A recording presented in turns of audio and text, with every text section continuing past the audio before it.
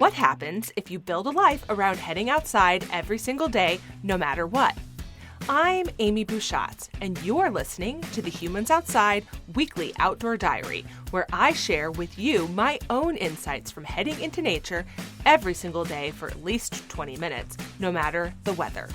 What did I learn, hear, see, and experience this week as I take on the Humans Outside 365 Challenge? Come along for my insights and, yes, my more than occasional fails. This is my real life, after all. Are you ready? Let's go. I am a person with expectations.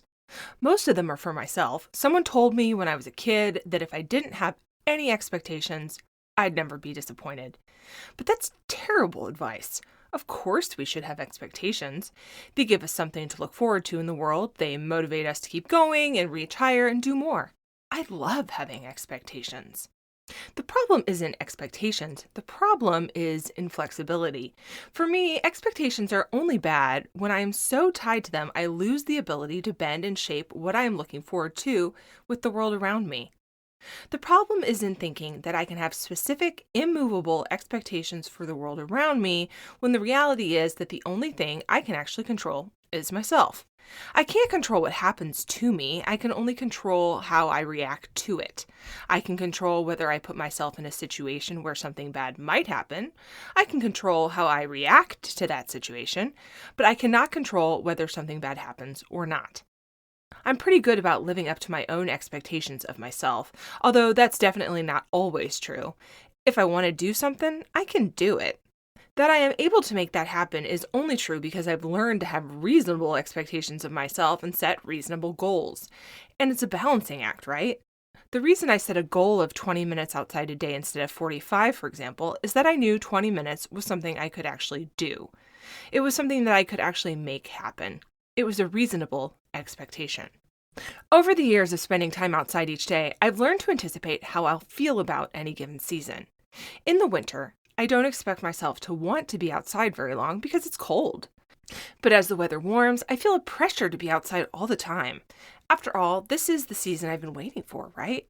I'm supposed to want to be out there in the sunshine. I expect me to get out there and do it.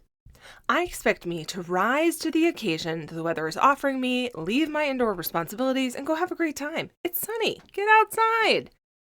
As we head into mid-spring and summer, leaving behind my own expectations of me is my greatest challenge. What if I don't want to spend hours outside? What if I just want to sit inside and chill in front of the movie for an evening? What if I'm tired? What if I'm hungry? What if I have a lot of work responsibilities that are keeping me from going outside? Should I beat myself up about this stuff? When I try to force myself into feeling one way or another about being outside, what I'm doing is failing to listen to myself. Instead of listening to what I need, I'm telling myself what I should do or feel. I'm judging myself for my reactions and needs and only trying to set an expectation and keep it.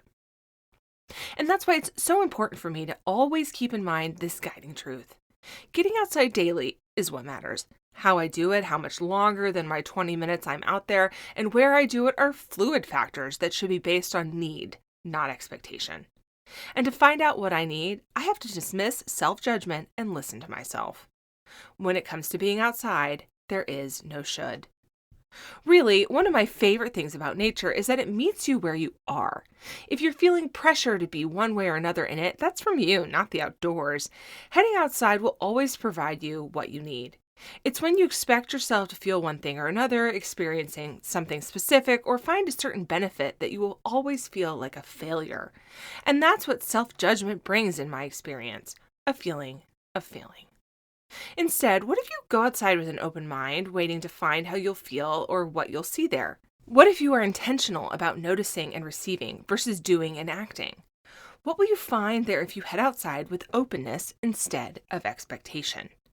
To me, this is the beauty of my 20-minute daily habit and the Humans Outside 365 Challenge. 20 minutes is not really long enough for you to expect yourself to do, create, or experience anything specific outside. It's enough to go for a mile walk or a 2-ish mile run if you're feeling spicy. It's enough to observe birds in a park. It's enough to sit on your porch and eat lunch or read a book. And most importantly, it's enough to see the benefits of viewing and interacting with nature. It's long enough to receive and do a little, but it's not long enough to actually accomplish much of anything.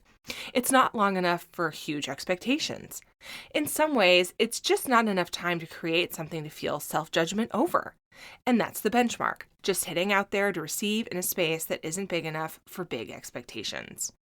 My work is to convince myself that keeping my standard is enough, to listen to my outdoor cravings, to understand what is something I want and what feelings are me pushing myself to live up to misguided, self-imposed expectations, and then to proceed without self-judgment. I'm working on it. It really has been pretty nice here this week. Rising temperatures with that great warm sun that is baking the snow into slush and warming my bones when I sit in it. I'm still nursing that sprained ankle. Please send all the good vibes that it would just stop being swollen, because that's really what I'm waiting for over here, which means a lot of just sitting outside and a little bit of bike riding. I'm not going to lie, I'm completely over it. But at least it's sunny. So you can see pictures of my daily outdoor time on Facebook and Instagram at Humans Outside. And as always, share your outdoor time with me by tagging your photos with hashtag HumansOutside365. Until next time, we'll see you out there.